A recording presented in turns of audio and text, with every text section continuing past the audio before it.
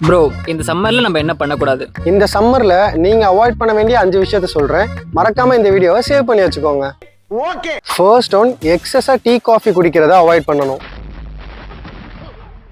நீங்க எக்ஸஸா tea coffee குடிக்கிறனால அதுல இருக்க கெஃபைன் உங்களை சீக்கிரமா டீஹைட்ரேட் பண்ணிடும். Second one, drinking cold water. வெயில்ல அலைஞ்சிட்டு வந்த உடனே ஃப்ரிட்ஜ்ல இருந்து ஐஸ் வாட்டர் எடுத்து அப்படியே குடிக்கிறது. இப்படி பண்றனால உங்க பாடிக்கு சடனா ஷாக் வேவ்ஸ் வரும். அதே மாதிரி உங்க டைஜஷன் கம்ப்ளீட்டா ஸ்லோ ஆயிடும். Third one, reduce oil and spicy foods. Oily and spicy food சாப்பிட்றதுனால உங்க பாடி ஹீட்டை அது இன்னுமே இன்க்ரீஸ் தான் பண்ணும். அதே மாதிரி அது டைஜஸ்ட் ஆகுறதும் ரொம்பவே கஷ்டம். ஃபோர்த் ஒன், டைட்டா க்ளோத்ஸ் வியர் பண்றது. பாலிஸ்டர் இல்ல டைட்டான க்ளோத்ஸ் வியர் பண்றப்ப அது உங்க ஸ்வெட்டை அப்சார்பே பண்ணாது. அதனால உங்களுக்கு ஸ்கின் அலர்ஜிஸ் வர நிறையவே சான்சஸ் இருக்கு.